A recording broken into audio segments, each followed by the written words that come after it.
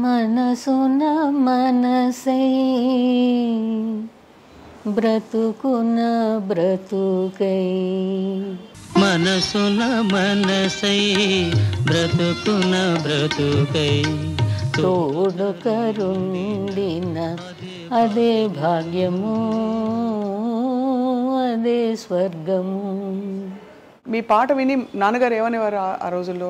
అంత లేదు కదా, నేను ఇంకా 6th స్టాండర్డ్లో ఉండగానే నాన్నగారు పోయారు.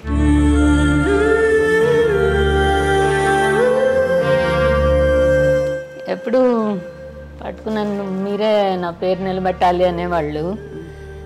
ఎందుకనేవాళ్ళో తెలీదు ఆ టైంలో. అవి ఎలా నిలబెడతామో ఏంటో అసలు నాకు ఇప్పటికీ అర్థం కాదు, ఎందుకు అలా అన్నారు అని. మీకు గుర్తున్న జ్ఞాపకం? నాన్నగారి బర్త్డే అయితే అందరినీ బుహారీకి తీసుకెళ్ళేవాళ్ళు.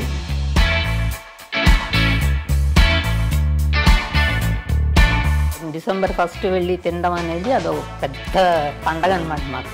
అక్వేరియం ఆలోచన ఎలా వచ్చింది మీకు? చిన్నప్పుడు మా చిన్నయ్య పెట్టేవాడు ఇంట్లో చిన్న ట్యాంక్. మాకు ఫస్ట్ ఫ్లోర్లో స్విమ్మింగ్ పూల్, అది పెట్టినప్పుడు సురేంద్ర ఒప్పుకోలేదు.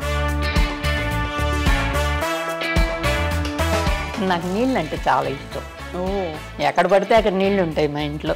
నీలో నన్నే నిలిపేవు నేడే చేసింది కల్పనవు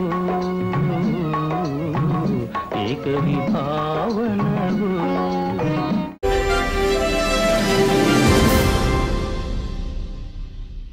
అందరికీ మరొక్కసారి నమస్కారం. ఇవాళ భలే మంచి రోజు, చాలా పసందైన రోజు. ఎందుకంటే మనం ఘంటసాల మాస్టారి కుటుంబాన్ని కలుస్తున్నాం మరొకసారి. కొన్ని నెలల క్రితం వారి కుమార్తె సుగుణ గారిని కలిసి చాలా విషయాలు తెలుసుకున్నాం.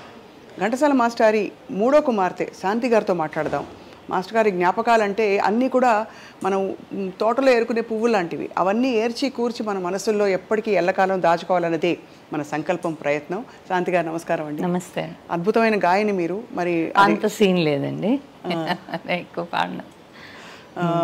మీ వారితో సురేంద్ర గారితో ఇంటర్వ్యూ అయిన సందర్భంలో చెప్పారు ఏమనంటే, మీరు అన్ని కాంపిటీషన్స్లో వెళ్తే ప్రైజ్లు వచ్చేవి, కానీ ఎక్కువ కాంపిటీషన్స్కి కూడా వెళ్ళలేదు.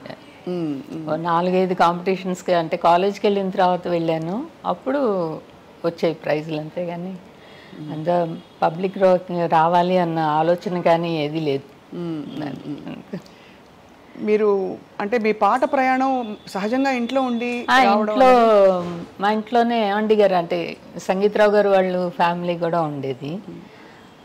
ఎవరన్నా మార్నింగ్ ఒక పాట ఒకళ్ళు స్టార్ట్ చేస్తే నైట్ అయ్యేసరికి అది కోరస్ అయిపోయేది.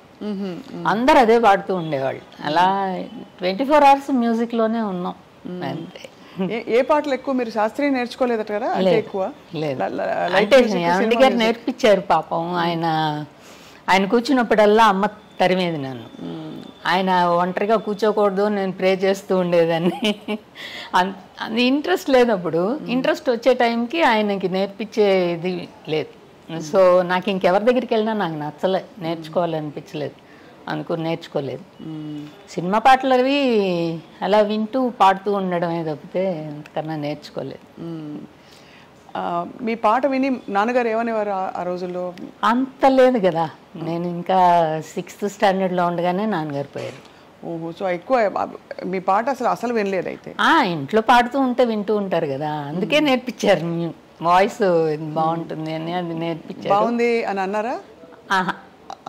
మాకంత తెలీదు, అంతే, అంత పట్టించుకునేంత తెలీదు మాకు. అనేవాళ్ళేమో తెలియదు మరి. అంటే నాన్నగారికి ఒక ఐడియా ఉండేది, పెద్దన్నయ్య ఏమో ఏమన్నా ఇన్స్ట్రుమెంటు, చిన్నన్నయ్య వయలిన్ వాయించాలి, మా సుగుణ శ్యామలానేమో వీణ వాయిస్తే నేను పాడాలి. అది ఆయన కళ. అది నెరవేరలేదు అంతే. అంటే బట్ అందరూ కొద్ది గొప్ప సంగీతం నేర్చుకుంటే సుగుణ శ్యామల బాగా వాయిస్తారు వీణ. వీణ చాలా బాగా వాయిస్తారు. మా చిన్నన్నయ్య వయలిన్ చాలా బాగా వాయిస్తాడు. మా పెద్దన్నయ్య వాయించిన ఇన్స్ట్రుమెంట్ అంటూ లేదు, అన్ని ఇన్స్ట్రుమెంట్స్ వాయిస్తాడు, పాడతాడు బాగా. మా చిన్నన్నయ్య కూడా బాగా పాడతాడు. అన్ని ప్రోగ్రామ్స్ అన్ని కూడా ఇచ్చాడు. చాలా చూసాం, అది నేను ప్రోగ్రామ్స్లో చూసాం. మా పెద్దన్నయ్య వాయిస్ కూడా చాలా బాగుంటుంది. తను మ్యూజిక్ విద్వాన్ మెడ్రాస్ యూనివర్సిటీలో ఇక్కడ చేసాడు. అనుకుని నేను చిన్నదాన్ని కదా, ఎంతసేపు ఆడుకోవడంలో ఉన్నాను కానీ నేర్చుకోవడంలో లేను, పరిగెట్టడమే. వాళ్ళ అమ్మగారి 93వ పుట్టినరోజు. అమ్మ అంటుంది నాకు 94 వచ్చేసే అంటుంది, క్యాల్కులేట్ చేయాలి. మా సుగుణకైతే అవన్నీ గుర్తుంటాయి, నాకు గుర్తుండవు అని. ఒక నాన్నగారి పాట ఏమన్నా ఒక పల్లవి మీ నోట వినొచ్చా? చాలా వినొచ్చు. నీలో నన్నే నిలిపేవు నేడే, ఏ శిల్పి కల్పనవో, ఏ కవి భావనవో. అసలు మ్యూజిక్ పాడడం అనేది ఆపేసి చాలా కాలం అయింది. అంటే ఇంట్లో పనులతోనే సరిపోయేది.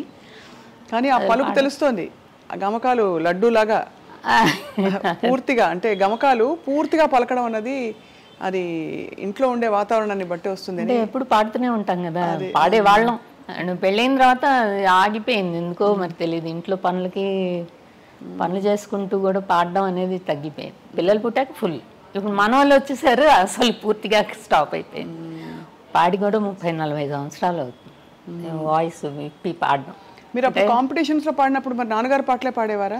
లేదండి, సుశీల గారి పాటలోనూ లతా మంగేష్కర్ పాటలు పాడతాం. ఓ, అయితే ఒక్క లైన్ మా కోసం. సుశీలమ్మ పాట కానీ లతాజీ పాట కానీ మీ ఇష్టం. సుశీల గారిది అయితే உன்னை ஒன்று கேட்பேன் உண்மை சொல்ல வேண்டும் என்னை பாட சொன்னால் என்ன பாட தோன்றும் என்ன పాడ తోండ్రుం. ఇది పాడాను.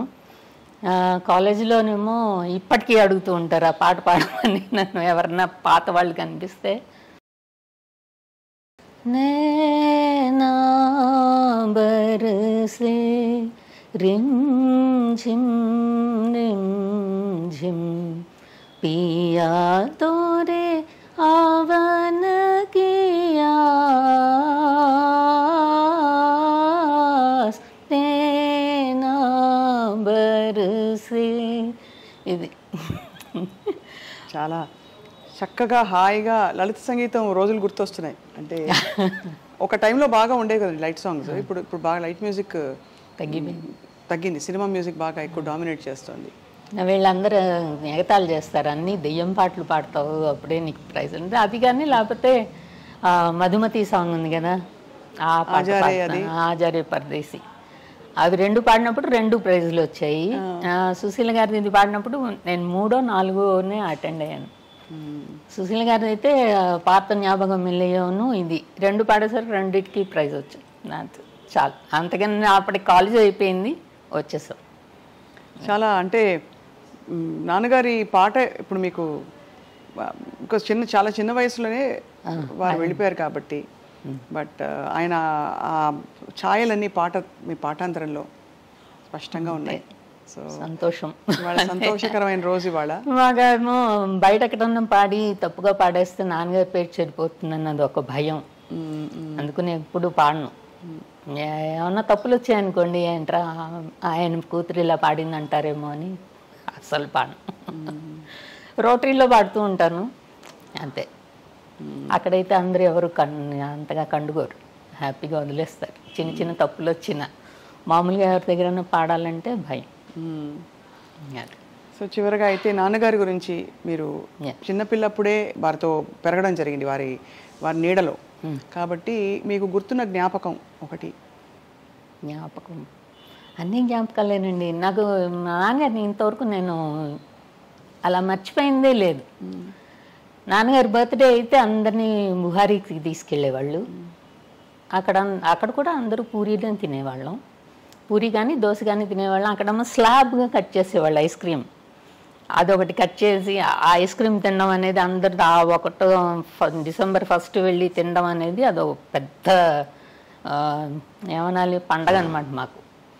అది తర్వాత నాన్నగారితో బీచ్కి వెళ్ళేవాళ్ళం ప్రతిసారి. ఎప్పుడు తడపా బీచ్కి వెళ్తూ ఉంటాము. వెళ్ళినప్పుడల్లా మమ్మల్ని అక్కడ వదిలేసి మాలతయ్య వాళ్ళని, అదే మాలతీ చందూరు వాళ్ళ ఇంటికి వెళ్ళి కూర్చునేవాళ్ళు అమ్మను నాన్నగారు కనుక మాతోనే ఉంటే కుర్చీలో కూర్చుంటారు, అమ్మ కింద కూర్చొని కాళ్ళు పడుతూ ఉంటుంది. అది ఎప్పుడు పట్టుకున్నాను మీరే నా పేరు నిలబెట్టాలి అనేవాళ్ళు. ఎందుకనేవాళ్ళో తెలీదు ఆ టైంలో. అవి ఎలా నిలబెడతామో ఏంటో అసలు నాకు ఇప్పటికీ అర్థం కాదు, ఎందుకు అలా అన్నారు అని. మీరందరూ అంటే చక్కగా సంతోషంగా ఆ పాటలు, ఆ మెమరీస్ తలుచుకుంటూ, అది అంటే ఇప్పటికీ ఘంటసాల గారి పిల్లలంటే అయ్యో నాకు అది తలుచుకుంటే ఇంకా భయం వేస్తుంది. నిన్న కూడా ఒక ఆయన వచ్చారు, మాది అక్వేరియం రెడీ చేస్తుంటే ఎవరో వచ్చారు కూర్చున్నారు అనుకుంటూ ఉంటే లాస్ట్ నైట్ వరకు కూర్చున్నారు. ఏంటి నా ఎవరో సర్లే ఆయనతో వచ్చి ఉంటారు అనుకుంటే నేను చూడ్డానికి వస్తే మిమ్మల్ని చూడ్డానికే వచ్చాను. నన్ను ఎందుకు చూడాలి, నేనేం పెద్ద ఇదా అంటే లేదు ఘంటసాల గారు వాళ్ళంటే, ఘంటసాల గారు అంటే వీళ్ళందరికీ చాలా ఇష్టం అంట వాళ్ళ ఫ్యామిలీలో. అమ్మ బాబోయ్ అనుకున్నా. అంతవరకు వెయిట్ చేయాల్సిన పని లేదు వాళ్ళు. ఉండి వెయిట్ చేసి నాతో కొంతసేపు మాట్లాడేసి ఆయన వెళ్ళిపోయారు. ఇదే అనిపిస్తుంది. ఇప్పటికీ అలా ఉన్నారు. ఇప్పటికీ వాళ్ళందరూ వచ్చేసి నన్ను ముట్టుకుని నా కాళ్ళ మీద పడిపోతారు. ఏమండి అంటే మీకు కాదమ్మా ఆయనకి పెట్టుకుంటున్నాను దండం అంటారు పెద్ద పెద్ద వాళ్ళు. నాకు చాలా ఒకలా అయిపోతుంది. ఒక యుగం అంటే ఆయన ఇచ్చినంత సంపద, సంగీత సంపద ప్రపంచానికి, చిత్ర పరిశ్రమకి, అది ఈ యుగం అంతా కూడా అలా మారుమోగుతూ ఉంటుంది గుండెల్లో. ఉండాలి, ఉంటే బాగుంటుంది. శాంతి గారు మీ ఇల్లు మీరే దగ్గరుండి కట్టించారట? అందరం కన్సల్ట్ చేసుకునే కట్టుకున్నామండి. అక్వేరియం ఆలోచన ఎలా వచ్చింది మీకు? అక్వేరియము చిన్నప్పుడు మా చిన్నయ్య పెట్టేవాడు ఇంట్లో చిన్న ట్యాంకు. సరే ఎలాగైనా అక్వేరియం పెట్టుకోవాలనేది ఒకటి ఉంది, కానీ మాకు ఫస్ట్ ఫ్లోర్లో స్విమ్మింగ్ పూల్ ఉంటుంది. అది పెట్టినప్పుడు సురేంద్ర ఒప్పుకోలేదు. ఇంటి లోపలికి ఉంటే నేను ఒప్పుకోను అన్నాడు. ఒప్పుకోను అంటే పైన పూల్ ఉంటే కింద నిడివి ఏముండాలి అనుకుని అక్కడ అక్వేరియం పెట్టుకుందాం అని అప్పుడు డిసైడ్. ఒకసారి బయటికి పెట్టేలాగా ఒక డిజైన్ చూపించారు ఆయన. అక్వేరియం బయట ఒక పెద్ద దీంట్లో ఒక బౌల్ లాగా ఉంటుంది, దాంట్లో పూల్ పెట్టుకోండి, కింద పిల్లర్ ఏమో స్విమ్మింగ్ పూల్ అక్వేరియం అని. మా ఆర్కిటెక్ట్ వద్దు ఇంటి లోపల ఉంటే ఎలా ఉంటుంది పూల్ కొంచెం చూపించండి అని అడిగి. నాకు నీళ్ళు అంటే చాలా ఇష్టం. ఎక్కడ పడితే అక్కడ నీళ్ళు ఉంటాయి మా ఇంట్లో. అది ఫౌంటైన్లు ఉంటాయి. సరే అది చూసిన తర్వాత నేను అడిగాను ఫ్లో అయ్యేలాగా ఉంటాయా, రూమ్కి నేను దాంతోనే డివైడ్ చేసుకోవాలి అంటే మెయింటైన్ చేయడం చాలా కష్టం అమ్మా అది అన్నారు. సరే అయితే ఆయనకి తెలుస్తుంది నాకు తెలియదు కదా అని ఓకే అనేసాను. అందుకని పూల్ ఫస్ట్ ఫ్లోర్లో ఉంటుంది. దాని కింద అంటే సురేంద్రకి అంటే లీక్ ఏమన్నా అయితే మిగిలిన రూమ్స్ డిస్టర్బ్ అవ్వకూడదు అన్నాడు. నువ్వు అలా డిజైన్ చేసుకుంటే నేను కట్టిస్తాను అన్నాడు. అది ఆలోచించి దాని కిందకి స్విమ్మింగ్ పూల్ వచ్చేది, అక్వేరియం వచ్చేలాగా అలా పెట్టారు. అంత నిడివిగా ఉంటుంది. అది వరల్డ్స్ ఇండియాలోనే డొమెస్టిక్, ఏషియాలో డొమెస్టిక్ అక్వేరియంస్లో బిగ్గెస్ట్. ఇది బిగ్గెస్ట్ అన్నారు, మాకు తెలీదు. నిన్ననే ఆయన వచ్చిన ఆయన చెప్పాడు. మీరు 30 ఏళ్ళు అడ్జస్ట్ అయ్యి మీ 3 బెడ్రూమ్ ఫ్లాట్, 3 బెడ్రూమ్స్ లేవండి, 2 బెడ్రూమ్సే. 2 బెడ్రూమ్ ఫ్లాట్ కలని పక్కన పెట్టి మీరు విడిగా ఒక ఇల్లు కావాలి అది తీసేస్తే మాది 5 బెడ్రూమ్సే, చిన్న రూమే. పైగా నాకు హాల్ పెద్దది కావాలి అంటాను. మా నాన్నగారు ఇంట్లో కచేరీలకి ముందర రిహార్సల్స్ చేసేవాళ్ళు. వాళ్ళు అందరూ కూర్చుని ఇన్స్ట్రుమెంట్స్ తోటి కూర్చుని వాళ్ళు రిహార్సల్స్ చేసేవాళ్ళు కదా. నాకు అది చూసి చూసి మా ఇంట్లో అన్ని హాల్సే, ఏది రూమ్స్ లేవు. నాన్నగారి గది తప్పితే ఇంకో చిన్న గది అంతే, తప్పితే అన్ని హాల్సే. డైనింగ్ హాలు, చిన్న హాలు, పెద్ద హాలు ఇవే అన్నమాట. నాకు అదే ఉండిపోయింది మైండ్లో. నాకు ఏ రూమ్ చూసినా ఇది మంచి చిన్నదిగా ఉంది అంటూ ఉంటాను. అందుకని నీ ఇష్టం వచ్చినట్టు కట్టుకో అని చెప్పి వదిలేసాడు. అందుకని ఇంత పెద్ద హాల్ వచ్చింది. సూపర్. ఆ హాలు బెడ్రూమ్స్ అన్నీ కూడా ఒప్పుకోలేదు, చిన్న చిన్న బెడ్రూమ్స్ అంటే పెద్దగా ఉండాలి, స్పేషియస్గా. ఇప్పుడు పర్వాలేదు, ఇంకా పెద్ద అయిపోతే కష్టం నడవడం అంటాడు. అప్పుడు చూసుకుందానులే, అప్పటికి ఒక చిన్న రూమ్ కొనుక్కుని అక్కడికి వెళ్ళిపోదాం అని చెప్పాను.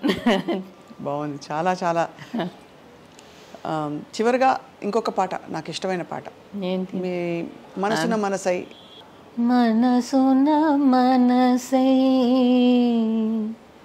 బ్రతుకున బ్రతుకై మనసున మనసై బ్రతుకున బ్రతుకై తోడు కరుండిన అదే భాగ్యము అదే స్వర్గము. అద్భుతంగా ఉందండి, చాలా బాగుంది. ఇవాళ క్లుప్తంగా అయినా నాన్నగారి జ్ఞాపకాలు అలా 2-3 పంచుకుంటూ. ఇవాళ మా అమ్మ పుట్టినరోజు కదా, అవును, అనుకుని మీరు ఇంకొంచెం లేట్గా వస్తే భోజనాలు పెట్టి పంపించుంటాం.